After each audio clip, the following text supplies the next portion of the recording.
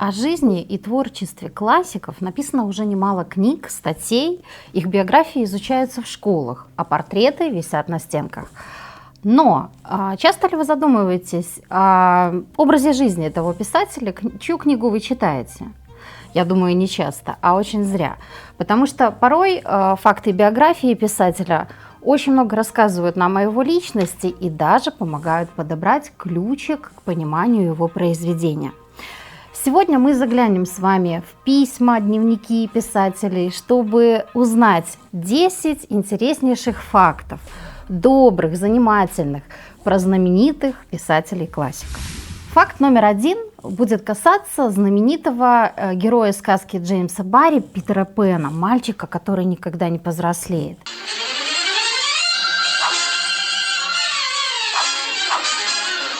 Попробуйте, мистер Смит. Пристрели его! Откуда появилась такая интересная идея создания героя, который вечно остается ребенком? На самом деле история создания здесь довольно печальная. Дело в том, что прообразом Питера Пэна являлся брат Джеймса Барри, который умер всего в возрасте 13 лет. Таким образом, он в сознании матери, в сознании брата, всей семьи остался навсегда вот таким юным и озорным мальчишкой. Вот эта печальная история послужила поводом для создания вот этого удивительного образа, который полюбился буквально всей планете. Но таким образом волшебство немножечко поселилось в жизни каждого из нас. И, кстати, помогло семье Барри пережить эту страшную трагедию. И на этом волшебство опять-таки не закончилось. Дело в том, что однажды в лондонскую ночь в парке заметили какую-то возню. И на утро, к удивлению всем жителям, детвора, прогуливаясь со своими родителями, увидела красивую статую своего любимого героя Питера Пэна. Так и было подписано мальчику, который никогда не повзрослеет. А оказалось, что это сам автор за свои собственные средства заказал статую, установил ее за одну ночь в парке. Вообще-то его за это даже хотели судить, обвинили в саморекламе, но статуя так полюбилась лондонцам, что постепенно ее копии разошлись по всему миру. И теперь практически в каждом уважающем себя городе есть такая статуя. Марк Твен – журналист и писатель. Но далеко не все знают, что Марк Твен был еще и очень гостеприимным хозяином. Причем, собирая в своей гостиной довольно почтенную публику, он любил рассуждать во всеуслышание на разные табуированные темы. Он много говорил про секс, а еще про газоизвержение. Он вполне всерьез учил людей, как в присутствии королевы пукать незаметно. И это, конечно, шокировало людей. Но вообще самое любопытное, что вот мы знаем Марка Твена как журналиста и писателя, причем самых замечательнейших произведений. Но он ведь еще был и изобретателем. Единственное, что его изобретения всегда носили какой-то нелепый характер. Например, он изобрел саморегулирующиеся подтяжки. Так? Или альбом для газетных вырезок. Ну и вообще какие-нибудь там игры, служащие развитию памяти, хотя сейчас бы, кстати, оценили. Но из всех его изобретений прижился только альбом с самоклеющимися страницами. Кстати, сейчас такие можно встретить в любом фотосалоне. И вот туда, где приклеиваются сами по себе картинки, это, кстати, вот Марк Твен придумал. Знаете ли вы знаменитых героев Туве Янсен, маленьких смешных мумитролей? Их история появления очень интересная. Дело в том, что Туве Янсен придумала мумитролей, когда еще была совсем девчонкой. На самом деле она нарисовала такое вот смешное существо на двери туалета, летнего туалета, когда очень-очень сильно поссорилась со своим братом, который, в общем-то, еще маленькая Туве Янсен пытался приводить в доказательство своей правоты доводы из Канта. Ну вот она нарисовала этого самого Канта на дверях этого самого туалета. И, кстати, вот этот рисунок стал как раз-таки прообразом вот этих смешных мумитролей. Вообще, мумитроли, они в жизни Туве Янсен очень часто появлялись в ее дневниках, письмах, именно в те моменты, когда ей было очень плохо, одиноко, страшно. Ее юность прошла в те времена, когда начали появляться идеи фашизма, национализма, и было очень страшно и как-то вот тревожно. И тогда, кстати, мумий-тролли изначально, они были черными, они же были угольком нарисованы, и у них были такие зловещие красные глаза. И вот, наверное, тогда, когда автор переживал какие-то тревоги, они постепенно начали развиваться в совсем других существ. Они стали более пузатенькими, светленькими и, в общем-то, приобрели облик, знакомый нам по множеству мультфильмов и других вещей. И вообще они стали настолько популярны, что просто озолотили свою создательницу. И, кстати, за средства, вырученные за продажу всяческих маечек, кружечек с мумий-троллями, Туве Янсен смогла купить себе ни много ни мало остров в Финском заливе. Удивительно, но факт. Сэр Артур Конан Дойл, создатель знаменитого прагматичнейшего Шерлока Холмса, и вообще-то сам по образованию врач, он был военным врачом, даже служил в госпиталях. Так вот, этот самый Конан Дойл, он верил в фей. Он даже потратил очень много времени для того, чтобы доказать научно, что феи существуют. Конечно, его рассуждения и научные доводы не были приняты всерьез, и даже в одно время очень серьезно навредили его репутации, но, тем не менее, от своих убеждений он не отказался до самой смерти. И вообще все мистическое, все потустороннее, все спиритическое невероятно интересовало Конан Дойла. И, в общем-то, этим интересом он заразил и свою жену, которая, кстати, после его смерти даже поднималась на самолете в небо, чтобы, ну, как сказать, создать такой спиритический сеанс поближе к тому месту, где предположительно находился ее супруг. Так что Конан Дойл был, ну, не таким уж односторонним и прагматичным человеком, которым мы его себе представляем. Среди английских поэтов Гордон Байрон был одним из самых популярных.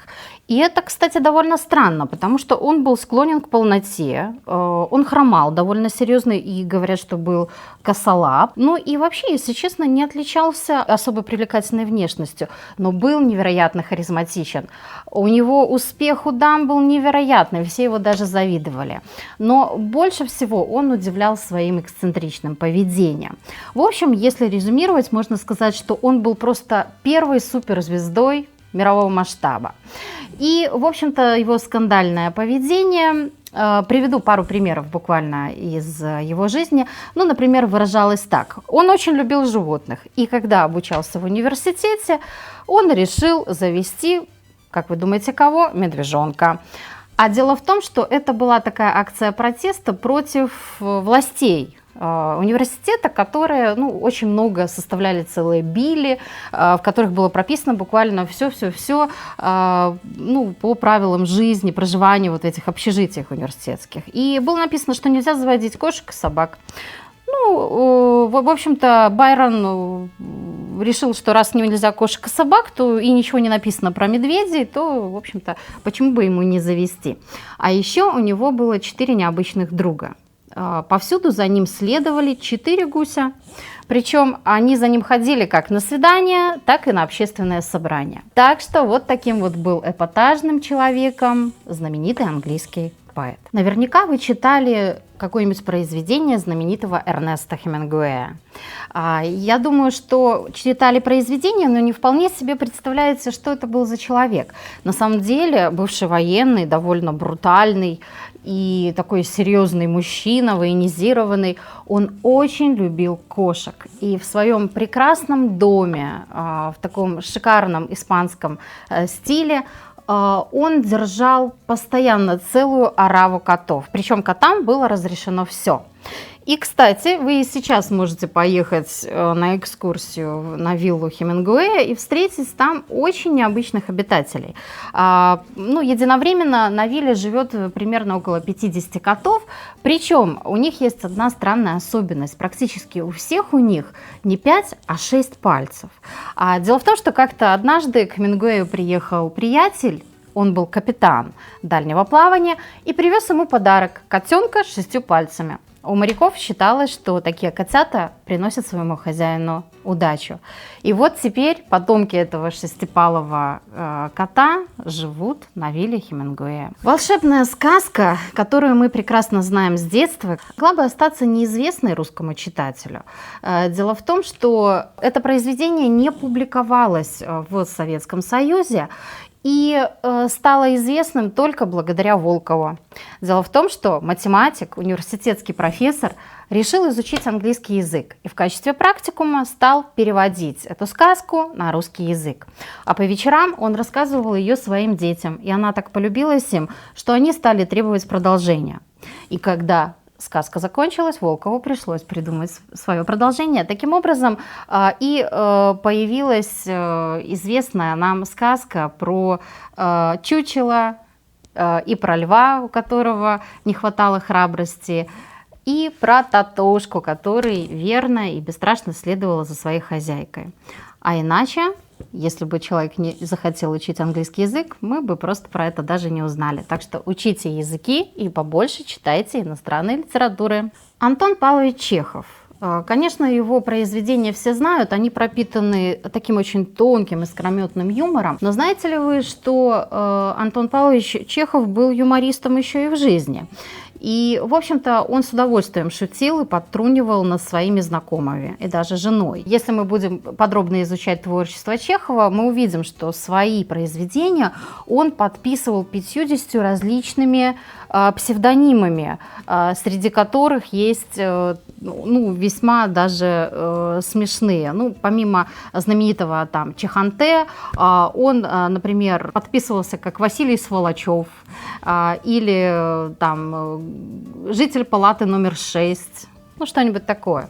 Разных вариантов, как бы подтрунивая и над самим собой. Когда он был совсем еще юным, он, переодевшись в нищего мальчика, выпросил милостыню у собственного дяди, причем не был совершенно узнан. И потом потешался над ним, рассказывая ему же этот случай. Или, например, очень серьезно подшутил над городничим, подсунув ему арбуз соленый, завернутый в бумагу, с надписью, что это бомба. И, конечно, потом с наслаждением наблюдал, как, в общем-то, развиваются дальнейшие события. Владимир Маяковский. Поэт-революционер, брутальный мужчина, очень серьезный, непоколебимый. Его даже многие побаивались.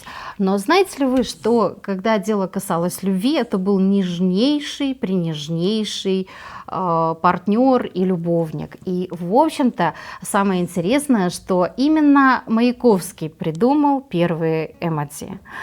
Что это значит? Дело в том, что когда он писал письма своей возлюбленной Лилии Брик, он рядом с своей подписью всегда рисовал маленького симпатичного щеночка.